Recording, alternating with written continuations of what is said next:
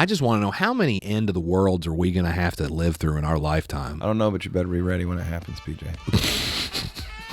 You almost made me snot on the microphone. This case should never have come to trial. I don't think it's fair to call my clients frauds. Because one time I turned into a dog and they helped me. Thank you.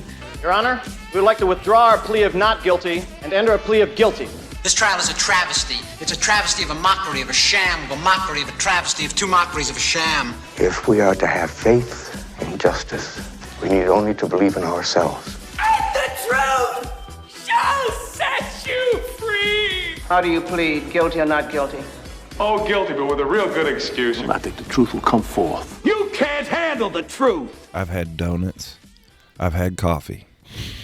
And it is time for more Law Lite. Brought to you by Foreman Watson Holtree, FWHlegal.com. We are situated in 530 Frederica Street at the high-rise white brick edifice. We are in the library, studio, trial war room. Yes. And PJ is on the other side. We're going to law light this place up. Law lighting it. Law light. Law light. I should reach out to like a local band to do like a theme song. Yeah. Like Colt Graves or somebody like that. Do it. Let's Okay. do it. That would be good. That's a great idea. Yeah. We need to change the old intro. We could just use I know it. Colt. All right. He sold me a crappy car once, so he owes me one. He owes you a favor. He does. This is in return for the crappy car. It was that It's called- Chevy Cruze. They call it the crappy car favor. I'm going to Payback. remind him of that Payback too. I'm going to.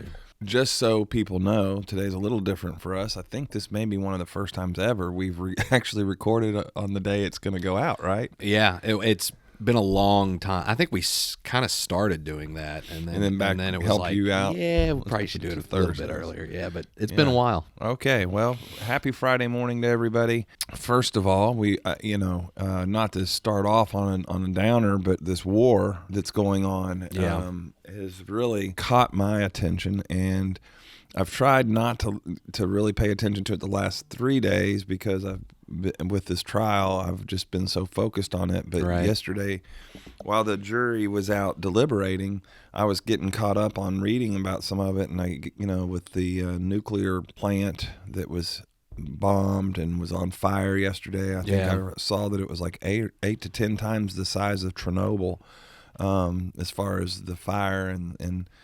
Man, when it gets to this level and you see world forces lining up together and kind of taking alliances, it's scary because you understand really how fragile the balance is. It doesn't take much to upset the apple cart. So we need to, I think as Americans, there's a couple of things that it's kind of started to impress upon me. I think it's kind of sad that we live in a country where we need to take a pause. I'm keeping all this in here. It's Kelly's fault for everybody across the globe who listens. The 3 people in Istanbul. Okay, I'm back. So what that was is that I had a very important letter I had to sign. It had nothing to do with the Ukraine, but it did have a lot to do with. We could pretend like it did. Yeah. It wasn't long ago that we had citizens of our country marching and invading and defacing the Capitol. In the Ukraine, we see people who are fighting to protect their capital. Yeah. They are not trained military. They are you and me. And they say, give me a gun, give me the gear, I will protect my capital. And it has made me really think about, what would you do if you genuinely believed, and this is where I want to go with this, okay? I mean, I'm 52. I'm not in the best shape anymore. I'm in good shape for 52, but I'm not in like young buck. I'm just not in the shape I once was. All right. Yeah. But if we legitimately thought that an attack was coming, starting on the East Coast and moving in to try to take over the United States, if our country was the type that said our military is a small percentage and will not be able, so we have to have more numbers. Will you protect the United States? Will you take a gun? Will you send your family? Because basically what's being done is the men have sent their families as far inland or far from the border, from where Russia's coming in through Kiev, and trying to get them away from the harm or even get them out of the Ukraine, okay? But the men are staying behind. Right. And they're saying, we're coming to fight the battle. I started looking around. If you start looking on social media, and the type of people we have here, in America, and very diverse. But the question I really have about Americans is, do we still have that kind of resolve? Do we have, and taking it a little further, if you ask about personally, put yourself under the microscope and say, if there was a call by our president, if there was a call to say, look, our military is not going to be able to stop this type of invasion alone. We need everybody. Would you, or would I, say, okay, and send Missy and my kids away and go to protect our country? At first, I'll be honest, at first I was like, no, I wouldn't do that. I wouldn't. Because I'm like, that's, all my life I've paid tax money. I have supported our troops. I have said continue to build our troops, and that's what they're for, right? And so if we're going out, I'm going out with my family. That would be my mindset. But then I started thinking, many men and women have given their life so that I could have 52 great years. So that I could have 52 great years in this country. Right. And if that means, if giving my life is what it takes for somebody else, including my family, to continue to have that kind of life, then I'll give it. And so I did eventually, as I processed it, I was like, yeah, I would go. I probably wouldn't be worth much, but if I took out one or two people before I went, then great, And that's what's been going through my mind is those men, the courage of those men that have done that, to defend their country is just to be saluted. So what do you think? See, normally I don't pay much attention to the news, but with this situation, I have. Here's what bothers me and upsets me about the situation. Now, I tend to be a person where I'm like, I really don't think America should get involved in every skirmish or problem that's happening around the world. But sometimes there are bullies, there are people in power that are just real life villains, and they are oppressing and hurting and killing people, and somebody has to step up and get involved at some point. At some point, you have to stand up to a bully, whether they have nuclear power or not. I mean, has America invaded other countries throughout the years? Yeah, I mean, I'm sure there's people when we went into Afghanistan that were not real happy with us being there and saw us as the bad guy, and I'm sure some things happened that were probably human rights violations and whatnot. War and conflict is never a perfect scenario. But in the end, Saddam Hussein bit the dust, and he deserved it. Osama bin Laden bit the dust, and he deserved it. And I know there's some people out there that say, well, what right do you have to put a price on somebody's life? Well, because they were putting so many lives. But here's the thing. Sometimes some people, but this is the way I look at it, if you can't play by the rules, then you just don't need to be here. And there are people out there that, like Putin is a real life villain. He's looking out for himself. Right. He put himself in power. If you look at all the data and the research and the interviews and the footage and everything else that's coming out of this situation, even the people of Russia don't want this. And I'm sure there are Russians who are for what Putin is doing. And I'm sure there are Russians that do support. I know people that supported Trump. So Rootin', we support Putin. Rootin', we support Putin. So you're always going to have those people that support the opposing side. Right. But I would say the majority of the people that I've seen on the news, and once again, yeah, it's the news. Could it be skewed? Sure. I guess what ultimately baffles me is, for one, it's 2022. Full-on invading another country and just blasting the out of it with missiles, shooting missiles at people's homes. Oh yeah, that's not strategic. This is a sociopath doing whatever he wants to do. And I understand the military, it's the Russian military, they're the soldiers following orders, but it's all just strategy at the end of the day. The Ukraine is not Russia. They're their own country. Let them do whatever they want to do. It is power. Russia wants that real estate because there are resources I don't understand it. I don't understand the power trip. You hit the nail on the head there. I mean, go ahead. Get around to, would you defend it under these circumstances? This is the way I see it. Is the Ukraine is going through their own Red Dawn. You kind of have to ask yourself, what would I do in that situation? You can give up, you can walk away, and you can lose your land and be displaced, or you can try to defend what's yours and give your life up. And here's the thing: like, if somebody kicked my door in at my house and was like, "This is mine now," am I just going to go, "All right, I guess," and then just clothes. let me grab a few things and then go ask the neighbors if I can live at their house? No, I'm going to defend my house. Right. I'm not just going to let somebody just walk in and take it from me. Okay. So that's kind of the same situation. So looking at this, so if someone attacked America, would I be terrified? Yes. I've always said that I'm Upham from Saving Private Ryan. I'm the guy crying in the foxhole when everybody else is like, "Where's the ammunition?" Like, I've always said that's me. To me, there's also a difference of being sent somewhere and having to fight versus you're standing your ground and because you have nowhere to go. This is your land. Right. You got to fight for it. So would I fight if Russia or China invaded our country? Yeah, I would fight. Only because what else am I going to do? Become a prisoner of war or go to Canada and not have anywhere to live and not have anything that's mine? No. Right. Okay. So we reached the same conclusion. Right. Second question. When or if ever should we, the United States of America, go and help? Like, is there a threshold? So, in other words, if they don't stop with Ukraine, we'll do everything we can, like try to starve Russia out. We'll stop buying. We'll, all those things, and try to get the world to do the same thing, right? And we do all that and say, but if that doesn't stop him, then he's going to take over Ukraine, But then what if he goes to Belarus? And he tries to establish like the old USSR, right?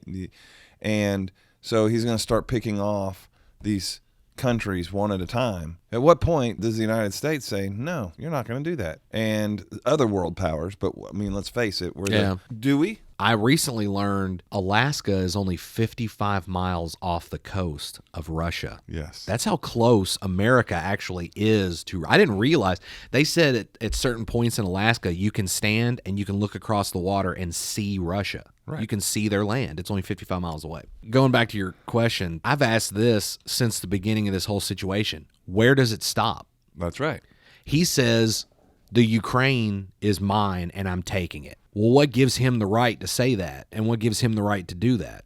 So what if he says... And then what happens if he goes, "You know what? I want Belarus now." Like you said, I want Crimea. I want Poland. Isn't that when we got involved in that was Hitler. That's Hitler. And that's the other reason why this whole situation boggles my mind. It's like, who invades countries like this anymore and just tries to take them over? Right. It's scary. Yeah. And this gets around to why I wanted to even bring this up on the podcast, okay?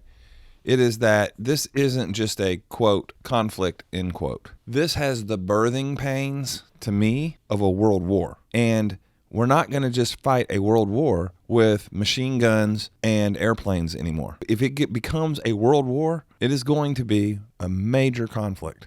Oh, yeah. Lots of bloodshed. And so for those who are listening, it's just, to me, it is not, this is something, I see flippant comments about it on Facebook or on Twitter, and I'm like, guys, this is a big deal. Yeah. We've come through COVID to arrive at World War, I'm like, what?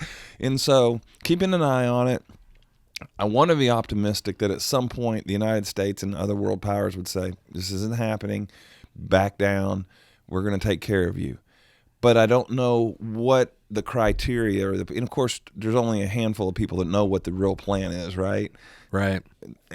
But to me, I'm like, okay, how far do we let it advance? Yeah. Before we say to the world, "You're not doing this." At what point does it become conquest? The people of Ukraine don't want it. Right. It seems like the people of Russia don't want it. Let's say that Ukraine finally concedes, and so there's all these Ukrainians who are now Russians. Now, do you think that the Ukrainians and the Russians are going to get along? No. No. It'll become the Middle East. That's exactly right. You're going to have all these different factions.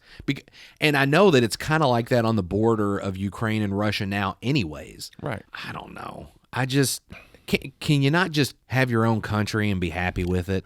Like, can we there's plenty of land for everybody. Right. Well, Just unless you're a ruthless dictator. Right. And see, that's the thing. This just feels like something that you would see in the Middle East. This is like the early 1900s greatest hits happening again. Oh, I know. At the beginning of the next century. Yeah. It's just history repeating itself. We got a pandemic. We have major conflict where one country's invading another country. So you're right. It's just everything is pointing to this becoming something more. At what point should America... Tyler's doing that walking thing again, even though, once again, you could just see he's just crouching. At what point should America get involved? I think when the European countries get more involved and back them up. I think so, too. Because here's the thing. It's like, we can go over there and join Ukraine and fight, but at that point, it's just us two versus Russia. And I mean, I know there's people probably listening to this going, yeah, but we're America. Right. We're America, but we still need support. Right, and we can't leave ourselves vulnerable here. And is that what they want?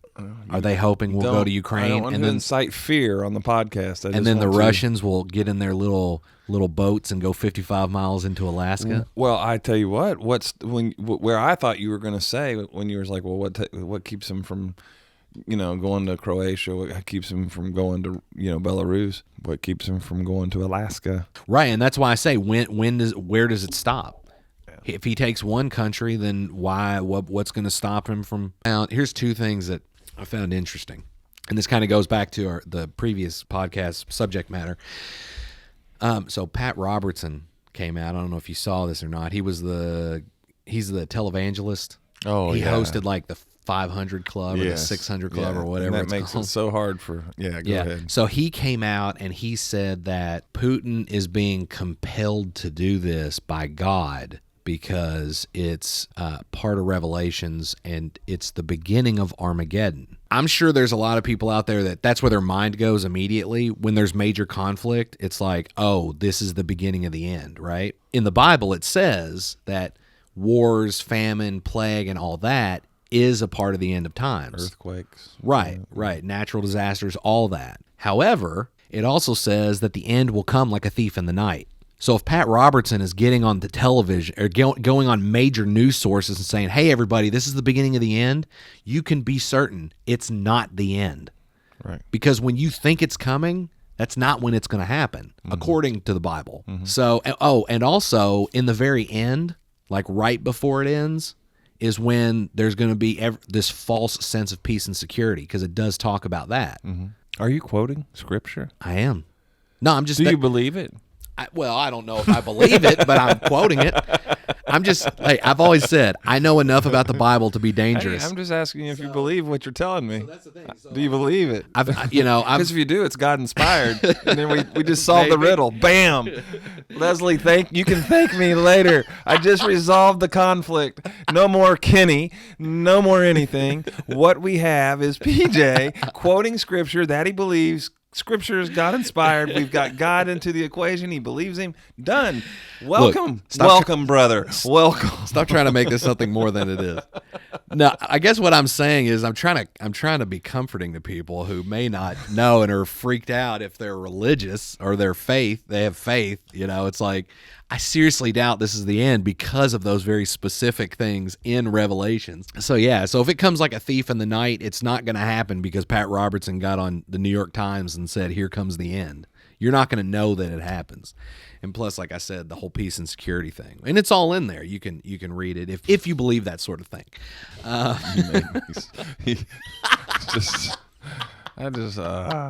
right. Well, listen. And I had one other thing I was going to say. Oh, and then there was another article that I read where apparently one of Nostradamus's predictions was that in the year 2022, there was going to be a war in Europe. Something else had to do with the pandemic, I think, and then a dictator would meet his demise. Was the other now? I don't know how much stock you put into Nostradamus. Now, the guy had 942 predictions in his life, and that I'm aware of, like 5 of them have come to pass, which is, I could sit here and make almost 1,000 predictions for the future, and the odds are at least 5 of them are probably going to happen. And the other thing too is that they're called quatrains because they were written in like poem form. But the problem with them, if you read them, it's like a psychic. It's so broad and general. You can fit it in. Yeah, you can pick and choose, and that's what they do. That you'll have a poem that's got like 10 lines, and they'll pick little bits and pieces from 3 lines and put them together and go, oh, this is the assassination of Kennedy. Right. Or this is the rise of Hitler. Right. Or this is the Great Fire of London. So I don't know. I don't put a whole lot of stock into Nostradamus, but I did think that was funny. Like right around the same time that the Pat Robertson thing popped up, Nostradamus also popped up. I guess the Mayans are probably next. They're next. Well, probably not, because they thought the world was going to end in 2012. So any predictions beyond that? No, it could have been a mistake that was a 1 but it was kind of a 2, so it would be 2022. That's true. I just want to know how many end of the worlds are we going to have to live through in our lifetime? I don't know, but you better be ready when it happens, PJ. You almost made me snot on the. All right, one last thing. On the microphone. One last thing. I know I mentioned in our last podcast, we're not going to get to the work issue today, okay? We're just not going to. The work ethic? No, we're not. You promised people we would, but I promised people we would, but we're not going to. Yeah. Because here's how we're going to wrap this one up. In the last podcast, I talked about the fact that we'd been preparing for trial. This past week, we've tried a case. It's taken all week to try it. And we lost. We lost on a very difficult verdict. I felt that our team put together and presented and tried a fantastic case. I think that I have a pretty good feel for how it went down in there, and it was something that we totally couldn't overcome no matter what, because it was the fact of a case. So the whole reason I mention this is that, I'm proud of our team. Everybody that had a part in it did, they worked hard. They made sure we were prepared. I put in just in this week, starting on Sunday, from the time I came here at 2:00, counting time in court, time out of court, and everything. I've worked this week 83 hours. Wow. And I'm saying that not to say hire the attorneys that work 83 hours a week. Right. I'm saying that because every one of our clients does get that kind of attention. And we are next week going to jump into the difference that what work ethic means. And I thought that this would be the perfect segue to that. On Wednesday night, Dav and I, on Wednesday, we were at the office by 8, okay, which doesn't sound that early, but 8 o'clock start time for me means I was up at 4. Yeah. So we were here at 8. We tried the case all the way until 5:30 on Wednesday. We came back here, and at 6 we started working, and from 6 we left the office that night at 12:30. So really, for me, it was from 4:30 in the morning until turnaround 12:30 in the morning the next day. So 20-hour workday. For Davin, probably about a 16-hour workday. Right. There are the kinds of lawyers that kind of work is so far off of their daily habits that they wouldn't be able to shift into that gear even if they had to. But that's what we're about for everybody we work for. The question and what we're going to discuss is, how do you keep that type of pace? How do you keep that kind of focus and over a period of time, and how does that become the habit? Anybody can work hard for a day, right? Anybody can work hard for a week maybe. Yeah. But how do you make that your practice? And that's what what I've been wanting to try to explain. This is a perfect example. So this reminded me of why we're different, even though we lost, okay? And there's a saying, you show me a trial lawyer, a lawyer that really does try cases. You show me a trial lawyer that's never lost a case. In fact, the best trial lawyers have probably lost more than they've won, the best ones. Yeah. Because what happens is good trial lawyers, great trial lawyers, are not afraid to take on tough cases because we know we can work the case up. But tough cases are tough for a reason. There's tough facts, and you just have to lay them out there and let the jury weigh them. We came up short on this one. I'm in here today. I was in here this morning by 7:15. The bags have been unpacked, and I've got a stack of files on my desk to start working on. And that's what we're about. And you've already hit it on the head. So I'm literally just repeating what you said. But yeah, talk about work ethic. I mean, obviously I wasn't in the room here with you guys. If I could set up a camera in here and do like a time lapse of you guys in here toiling away, planning, putting everything together, it's just the amount of work that goes into it is incredible. And you asked a question a second ago, what makes someone work hard and what keeps you going and pushing it? And I think it's determination. You're treating every client exactly the same. You're giving every client, no matter how minute or extreme their issue or situation is, you're still giving them the same amount of consideration and time and planning and wherewithal. You're taking all your hard work and you're handing it over to just a regular person. And no matter how hard you work, sometimes it's not always going to go in your favor because you're leaving it up to random and normal people to make that decision. Because I've seen you guys win more than you've lost. Oh, yeah.